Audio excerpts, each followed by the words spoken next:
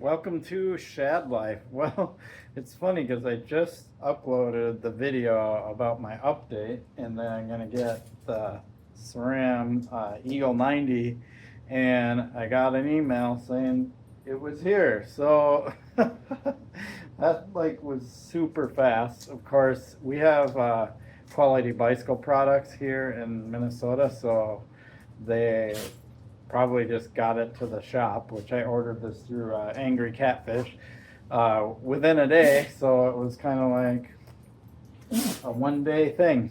That's pretty awesome. So I'm going to set my phone up here and we'll go ahead and just peek at this stuff just to see what it looks like. Okay, here we go. We're going to open this up after I pulled this box out of those boxes inside boxes. That's probably my little card to scan to get instructions. I might actually need them, especially in the derailleur part. But here we go. We start with the chain. This chain is the T-type chain for transmission, and it's got that flat side to it. So that flat side goes to the outside. So very cool there. Let's give you some lighting here. All right. Very cool there. And then the next thing, let's pull this out. Here's one half of the crank, and this feels pretty light.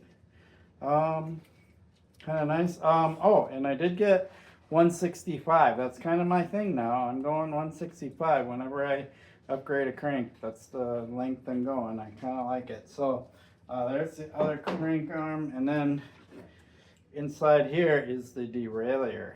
So what's super cool about this is this doesn't go onto a derailleur hanger. That's the whole point of the T-type, or transmission as SRAM calls it, is this, you just as long as your frame is UDH compatible, which the Haro is, you just ditch the hanger and then this goes in place. And look at how beefy that is. Like, you're not going to be easily bending this derailleur, right? And you know, it's got, it's really tight, so it's clutched. It's got that little locking mechanism, so if you need to swing it open and lock it open so you can take your wheel out. So it's pretty neat. And one of the things, and I have a hard time believing this, there are no adjustment screws on here. There's no B-gap screw. There's no limit screws or anything. And I just did a video on my members only section going over all that stuff and what they do. And it's funny that the new transmission T-type stuff, just automatically everything lines up perfectly. I mean, I have a hard time believing it, but that's what they claim. So we'll find out. It's the whole point of doing this. All right, I'm gonna stick this stuff back in here, and there's another box underneath, another layer, I should say. So we'll take that out. Divider card. Okay, and here's the other side. This just feels like some parts that must go on the spindle spacers and such, so we won't need to look at that. The other side of the crank arm, there we go. And this is kind of heavy. Oh yeah, this is steel. Wow, I'm actually kind of surprised. It's like that other crank arm was super light, and this one's heavy. It's got guards on it, which is super nice, but I'm kind of surprised that this is steel. I wonder if they're going to come out with an even higher end version of this, where this is aluminum. Aluminum will save a lot of weight. So I'm already thinking one of the first things I want to do is upgrade to an aluminum sprocket, because that'll save a lot of weight. Yes, steel does last longer. If you ride many, many, many miles and you want this to not wear out very fast, then stick with steel. But I like the lightweightness, and I'll run aluminum, and when it wears out, I'll replace it. And it looks like it's got 8 bolts, and then these come off. So I'll be curious to know if Wolf Tooth comes out with a replacement for this. I'll actually probably go look on their website right after this, because they're pretty fast to come out with things when they know they're available. And then the shifter, here we go. there's the shifter. Pretty basic. I mean, it's pretty much what you would expect from SRAM for a shifter. Here, let's see how many clicks. I heard that's two, so two shifts, and you can be under power when you make the shift. So 1, 2. Yep, that was 2. Do that again. Yep, there's no third one, so it's 2 gears at a time. So it'll be different. You won't be ripping through like a whole bunch of gears at once. We'll see whether I like that or not, because there's times when I'm just like want to rip through a bunch of gears.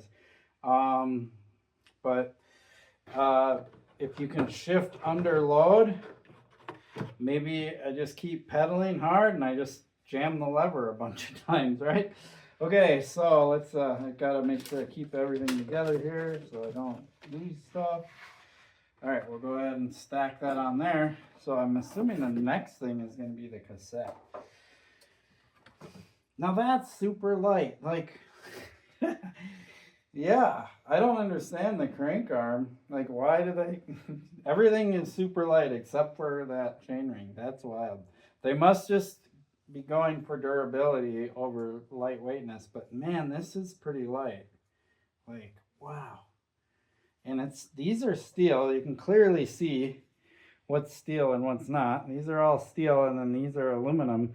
But I mean, these are smaller and they're really drilled out. Like, if you look at the detail, they're drilled out so much that even though they're steel, they're not super heavy, and everything. Yeah, that's cool. And it's all one piece because this is XD. So this is why I have to wait to install this. Is I'm going to use that wheel that's down there.